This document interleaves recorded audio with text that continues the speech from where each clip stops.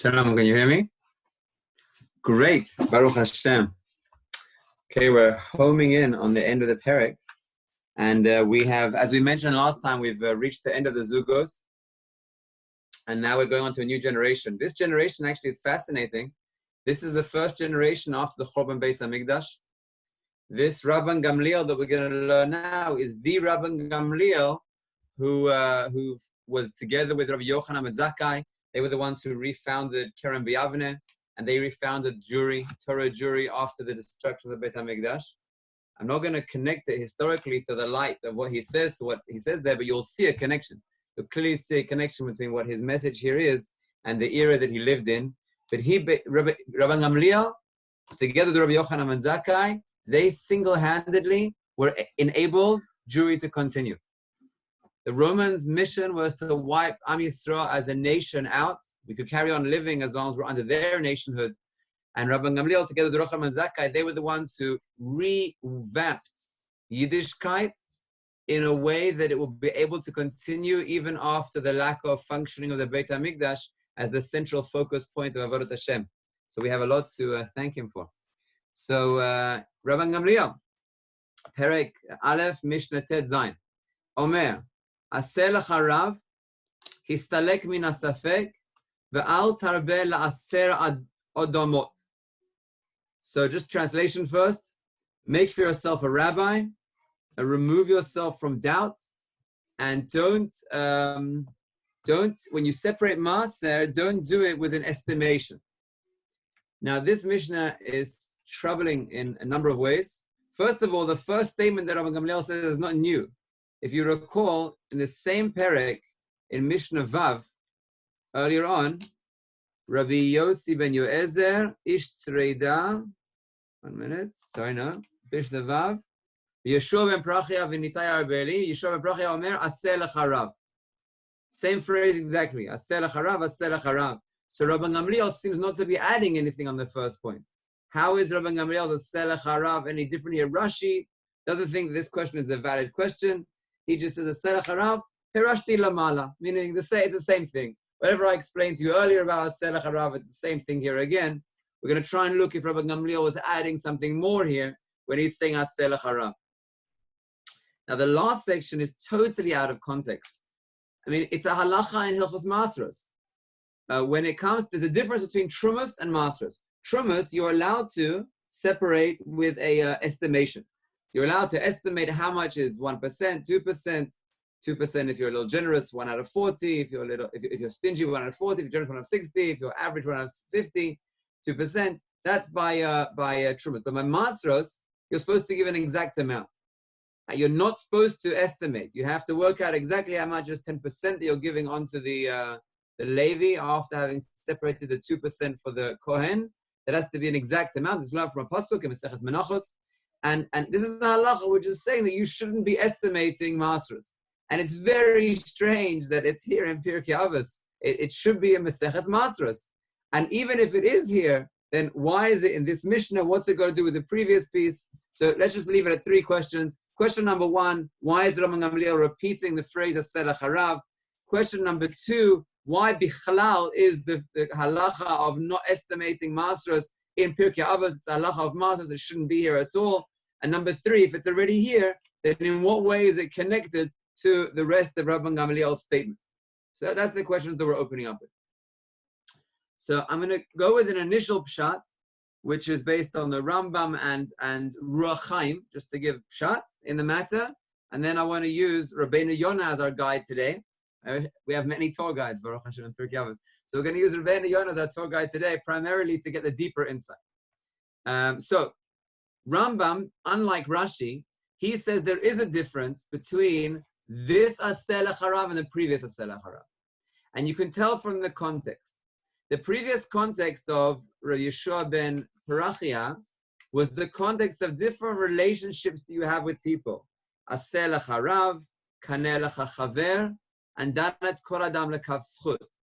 And when we learned it then based on Rabbeinu Yonah as well. When we learned it then, we said that when it says Aseh lecha Rav in that context, it's talking about how you can learn in a beneficial way.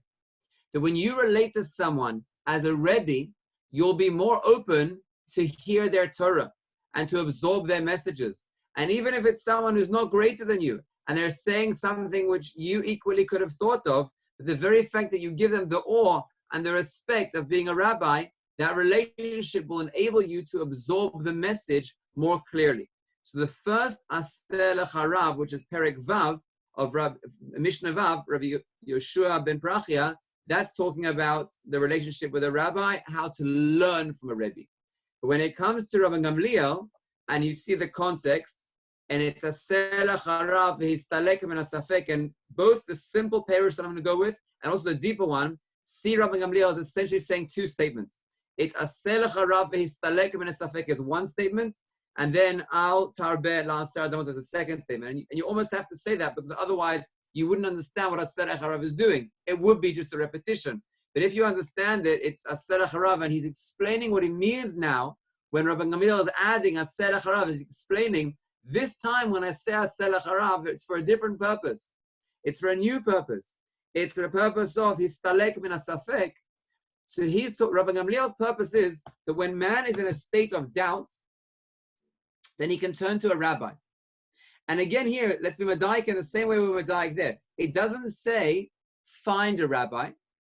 It says make a rabbi. What does make a rabbi mean? Make a rabbi means even if he's not on the level of being a rabbi, meaning he's not much greater than you, you should still view him as a rabbi, because then he will help you resolve doubts that you have. Now you may come and say, that was the Rambam, now I'm going with the Ruach Chaim. Now you might come and say, look, I don't want to do that. I want to be sure that when I go to Gan Eden in the future, I've covered all the bases. I don't want to leave any doubts. There's even a phrase that they say, for better or for worse, they say, Sveikos Treifus, which is a concept that Shochtim used to say, that if they would shecht an animal, and they would have a suffix on the animal, they would declare it treif.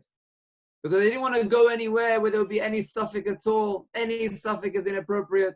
So you might think that's a healthy approach. That every time you have a suffix, Sveikos Treifus, you don't want to go there, and therefore you don't want to get involved in it at all.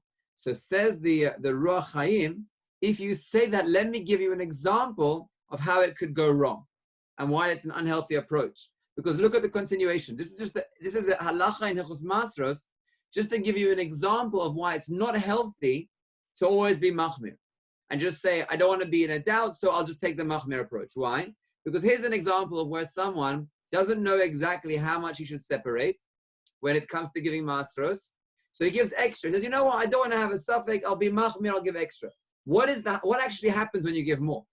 So the first 10% that you give actually counts as masros. And when that's given to the Levi, he gets masros. The extra amount that you give remains tevel. And there's a chiyuv kares if someone eats that. Meaning you might think you're doing a great thing, you're giving extra amount. If it would be tzedakah, it might be valid, right? But when we're talking about masros, where if you haven't separated it as maser, it's not been separated. It's an issur d'oraisa to eat it. So the way that the Ruach Chaim, kind of building on the way of the Rambam goes, is this is the two sections of Rabbi Gamliel. Section number one is you have to have a rabbi to resolve your doubts. You're not allowed to remain in a place of doubt. That's point number one. And if you'll tell me why, what's wrong, Rabbi, I'm fine, I don't need a rabbi. Anytime I have a suffix, I'll just be machmir. You cannot say that. Because your being machmir looks to you like it's being machmir, but it may be you're being makel in a major way in some other area. Or maybe you'll transgress something major. It's not always true as a principle to say that being machmir is a better approach. So that's principle number one that Rabban Gamliel is saying.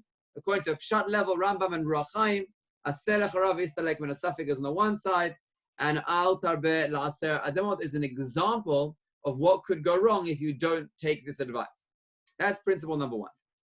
Now, principle number two, I'm going to start with Rabbeinu Yonah, read it inside because he has a tremendous insight, and then I'm going to take that as a stepping stone and get to a Yesod.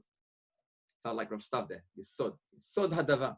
Okay, so Rabban Gamliel, according to Rabbeinu Yonah, I'm going to read it inside. It's pretty amazing. If you have Rabbeinu Yonah, read it along with me. It says, Yekabel chaver l'rav.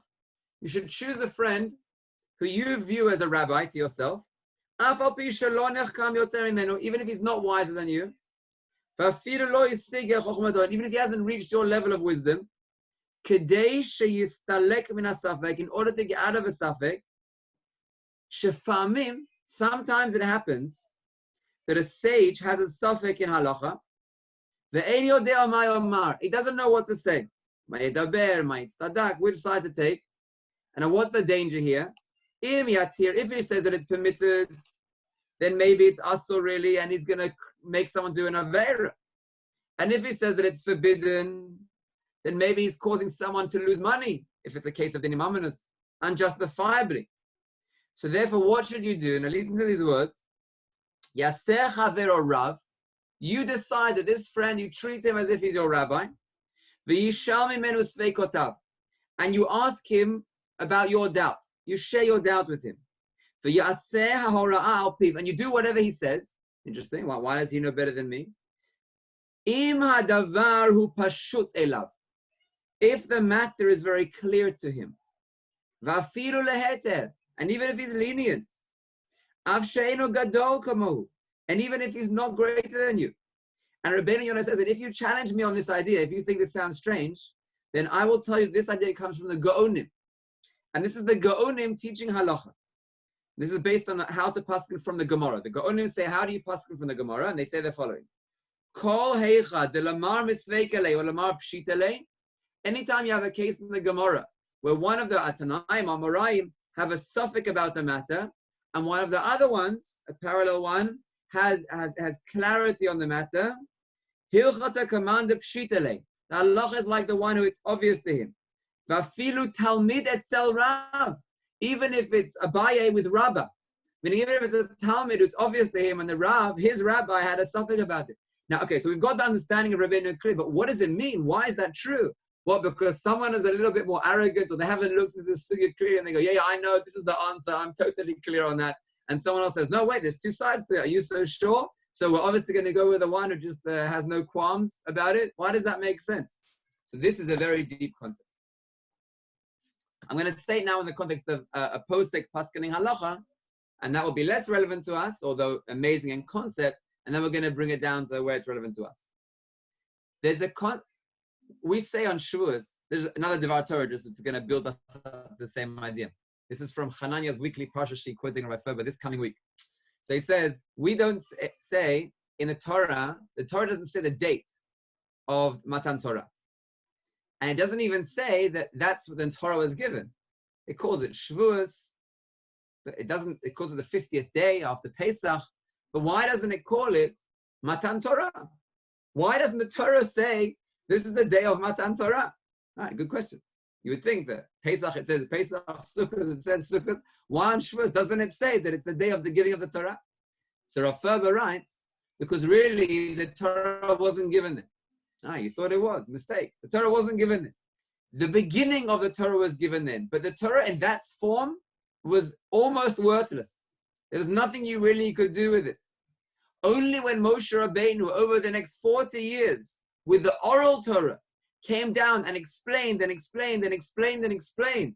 And then Rav Ferber goes further. And not only Moshe Rabbeinu, but when the Rabbi Shmuel's Yud Gimel Midas that were given over to every generation, and Rabbi Yosef Glili's 32 minutes that were given over to the Tanaim, when they passed on halacha, that's when the Torah came down.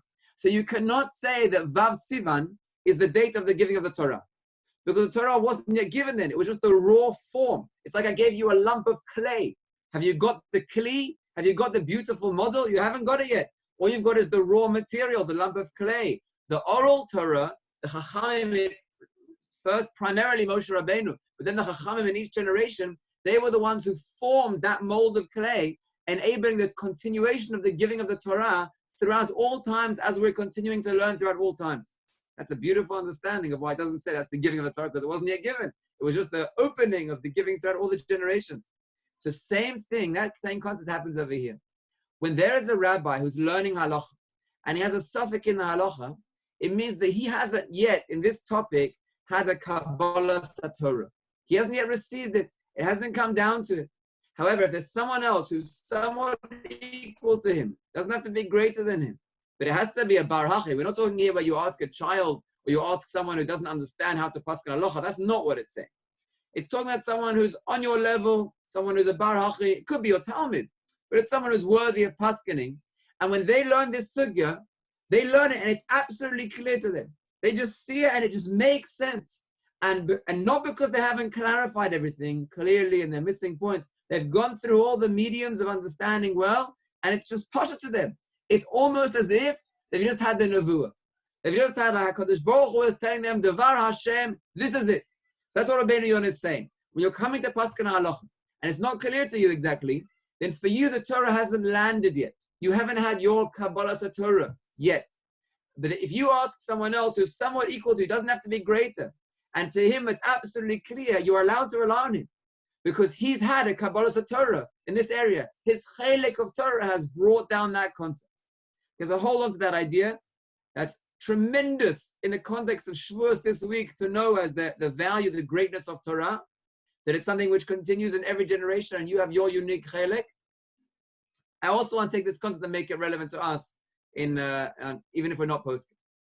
Now, if that was amazing, wait for the next part. So Rabbeinu Yonah goes on and he asks, what is this second phrase of Al Tarbeh La'aser Adamot? What's it doing here? So before we saw the Ruach Chaim who just said, it's just an example to teach the principle.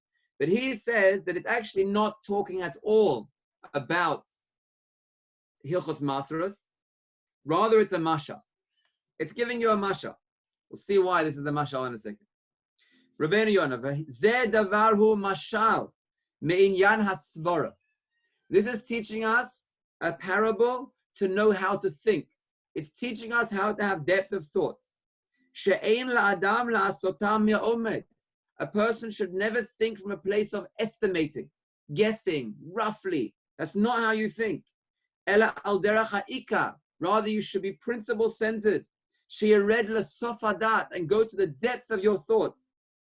Sometimes, when you're talking, it's just amusing. If you've ever had this experience with me, then you'll laugh. But if not, you could imagine it.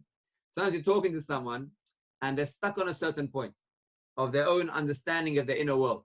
So you ask them a question. What do you think of this? Or which side of you on that? You give them some question. And they say, I don't know. I don't know. Now, to you, who's coming to help them and guide them, it's obvious to you they just didn't think about it deeply enough. Because they're just saying, I don't know, without having deeply contemplated it or really thought about it. It's much easier to say, I don't know.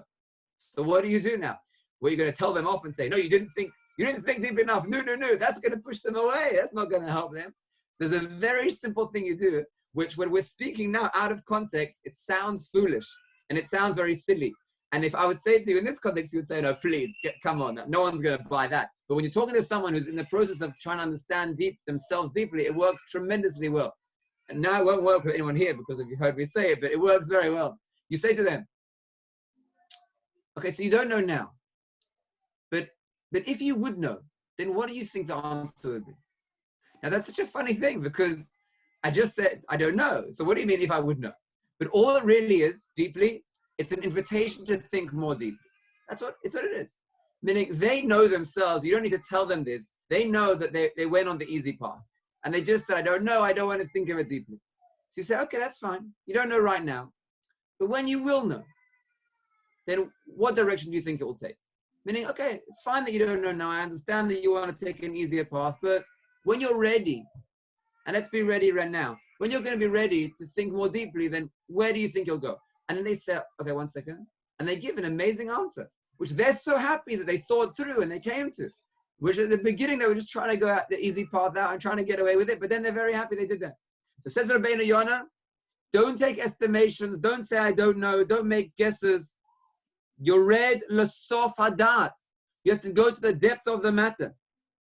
Now, I'm going to say the next part of my own words because he says it lengthily, but it's very important. Rabbeinu Yonah goes on and says, there are two types of svara. And this is a crucial chiluk that you have to make. Because when you're thinking through things and you want to come to understand, you need to know these two concepts of which category of svara is what I'm processing now under. The first svara he says is, when you've thought something through and you see one side and you can also see there's value in the other side, but you lean more towards one side. Meaning you've got the whole picture. You're not ignoring facts. You've got the whole picture. And there's a value and there's another value. There's two important values here. And you see both values. You can see it clearly. So you contemplate and you think deeply, and then you have an inclination towards the one, and that one resounds with you more. Let's give it like a very practical example. This is unfortunately something which is happening these days, where there are people who are stuck at home, and because they're stuck at home, it's dangerous for them to go out from a medical perspective, but it's dangerous for them to stay at home from an emotional perspective. And now they're debating, what should I do? Should I only stay at home and never leave my house at all? And then from a safety perspective, I'm going to be more safe. But then who knows what's going to be with my mind? I feel like I'm going crazy. And there are people who are getting to dangerous places in the inner world because of the lockdown and the isolation. So maybe they'll say, well, it's more important for me to go out. But if I go out, then it will resolve my emotional state. But on the other hand, I'm putting my life in danger. I'm putting my physical life in danger, my family's physical life in danger. Now, those are two important values. They're both true. They're both correct. There's not one right and one wrong. And there's not going to be one blanket answer which everyone would be given in this matter. Rather, everyone has to see and find the room which is balanced for him. For some person, it might be, my emotional state hasn't got so bad, then I can manage. I'd rather stay inside. It's not worth taking the risk. For someone else, I'm not going to put anyone else in risk, but if I stay in longer, it's going to be more dangerous for me than the potential results of corona. And therefore, I'm going to go for a jog and I'm going to run outside, making sure that I'm always 2 meters from everyone else. You can't directly answer that question, but you can see there's a topic which has two sides. They both have value, and you use your svara of seeing the full picture, understanding the picture, and then seeing which way you lean. That's one type of a svara. There's another type of a svara where it's so clear to you, the truth of the matter, that there aren't even two sides. I mean, it's not where there's two values in this topic. There's a truth and there's a falsehood. And the only reason why the falsehood at this moment temporarily seems like it's another option is from some negative place, some ulterior motive, some low base place. But when you actually think of it deeply and you say, I know, really, really, I know there's not even an option here. I know that other side is just the Yetzer Hara. I know the other side is unhealthy. I just know. It's not two valuable things, and I'm just saying which one I lean towards. But rather, it's the good path and it's the bad path. It's the question if I'm bold enough and I'm noble enough, if I can just say, that's true and I'm going after it. And there's the two areas of svara, and you have to learn to differentiate between them. You can't give credit to evil and say, oh yeah, that's a good side. I just lean towards more the good side. You're not allowed to do that. And on the other hand, you can't do the other way around either. So put those 2 points in mind. And now I want to get to the major principle.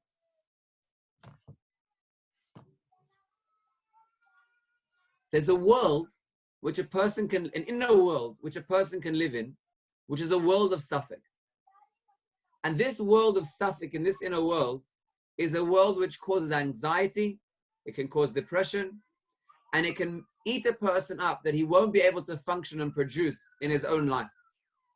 Everything that he does in his inner world right now is a place of should I, shouldn't I, I'm not sure. And every decision that he makes, you can hear him saying, I may as well, why not? You ask him, should you do something? He says, why not? What does it mean, why not? Why not means I haven't thought it through deeply. I haven't come to the omek hadat of the matter, that I've made a decision. I've clarified which of these two categories it is. It's in a category where both sides are values, but I've chosen the one side. Or alternatively, I've seen the truth. They just say, why not? And everything that they do comes from a place of safek. Now, let's see how this plays out. They stand before Hashem to daven, and they're saying the words of the Shemona Esrei. What are they thinking? What's the background behind their mindset when they come to daven? They don't say these words, obviously, but they say, there may be Hashem, there may not be Hashem. This is a mitzvah. I'm told to do it. I'm part of a social group where everyone does it, so why not? I say the words. That's davening from a place of safek. Even if they don't verbalize those words, but that's the inner world that they are in when they come to daven. They come to do a mitzvah. And they say, should I do this mitzvah? Why not? What does it harm?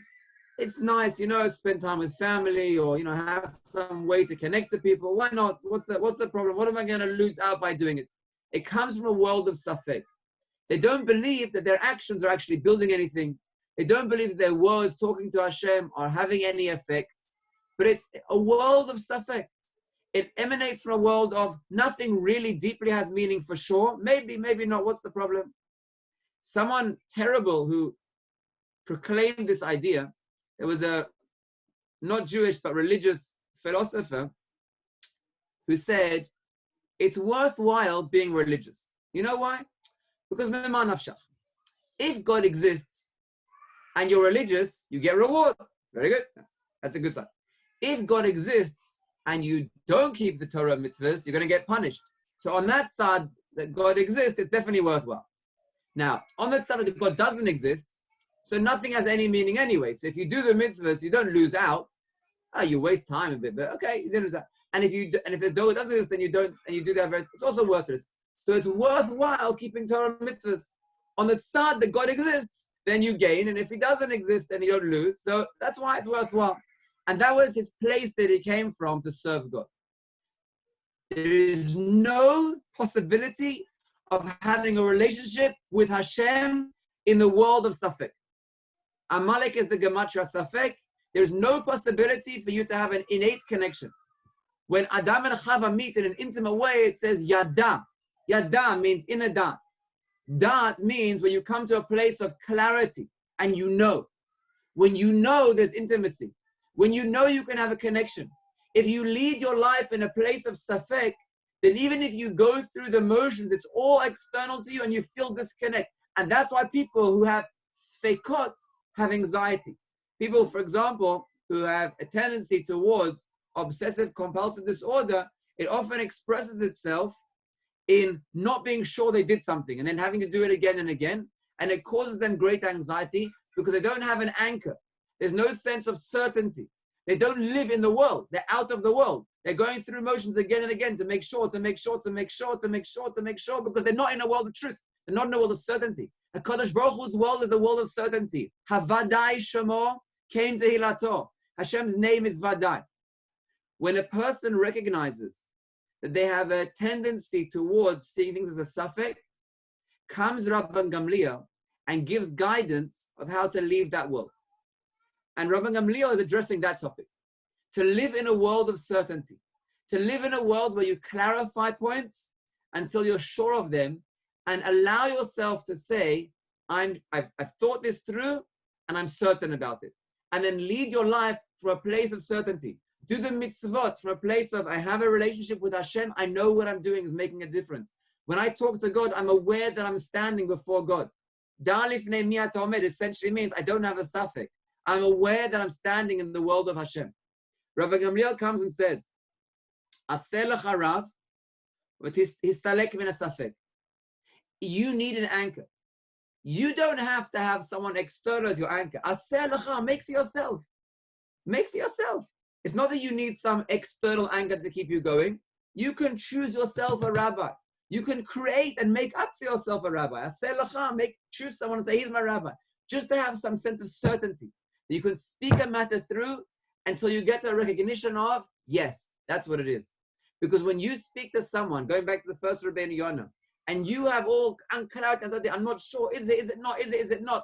And you speak to him and he says, well, it's obvious that you really think that side's the true side. And you go, yeah, I know it is. I don't even know why I have a suffix here. I know. And then you're able to say, so I know. And you can enter that world of Vada. Recognize that there's an inner world of safek, and you can leave that room. You can leave that world. Histalek min hasafek. By having a certainty of a Rav, someone you respect and you look up to, someone who gives you a sense of, I can rely on him. Once you have a sense of, I can rely on him, you can leave the world of safek. It's okay, it's sure, it's a certainty. I'm exiting that world. And that's what, according to Rabbeinu Yonah, the continuation is saying. That when in the world of Svara, you're not allowed to allow yourself to say, maybe, maybe not, I'm not sure, it might be, whatever. What do I lose? Why not? You're not allowed to say that. That's not svara. That's not thinking. That's a cheap way out. That's excusing yourself from thinking. And you'll live in a world of anxiety. You'll live in a world of doubt. You'll live in a world disconnected from anything real and meaningful. You won't be able to build anything meaningful in that world. And therefore, maybe it's saying, la'aser adamot, because what's the aser? Aser is referring to when you have 100%, or let's say 98% left of the food, that's the neutral food, and you're giving a certain portion for Kedusha, you're giving it to the Levi to recognize that's his portion to be your representative in serving HaKadosh Baruch Hu. So when it comes to matters of Kedusha, you have to say, I don't do that in an estimated way. I do that in a certain way. Now, going back to what I started with the context of when this was taught. They were living in a time of the greatest uncertainty. HaKadosh Baruch Hu's Shechina had just left the Beis HaMikdash. The Romans had just destroyed the Beis HaMikdash. They'd been thrown out of the one place of certainty that they had, the place of Hashras HaShechina. Even before the Beis HaMikdash was built, they had Shiloh. They had a place of certainty. Since Matan Torah, they had certainty. They had the Shechina, they had a HaKadosh Baruch Hu in the world. This generation, Rabbi Gamliel, is the first era where they've lost their certainty. And being in a world where everything's a safek, how are things going to go? How are we going to relate to Hashem? Can undermine the whole Jewish people. And therefore, the message that Rabbi Gamliel wanted to say to the Jewish people, to give them stability, to give them the anchor, was to say to them, there's no objective world of safek. Every matter can be clarified. And even if it's clarified by saying there's two sides of the truth here, which side do I lean towards? What's my inner inclination? I can rely on my inner world. I can rely on my leaning when I've thought it through from a place of das. It doesn't have to be that everything is a certainty like Nevuah. It's fine, like Rabbeinu Yonah says, to have a level of svara where I've clarified both sides, I've thought them through deeply, and this one makes more sense in this context. That's also allowed. But you have to have that certainty. Havadai Shemo, Hashem is certain, and even without the Beit HaMikdash, you can have an inner world of certainty. Istalek min hasafek, and connect to HaKadosh Baruch Hu. Have a meaningful, close relationship, an intimate relationship with Hashem after you've entered that world of certainty. Yishar Koach.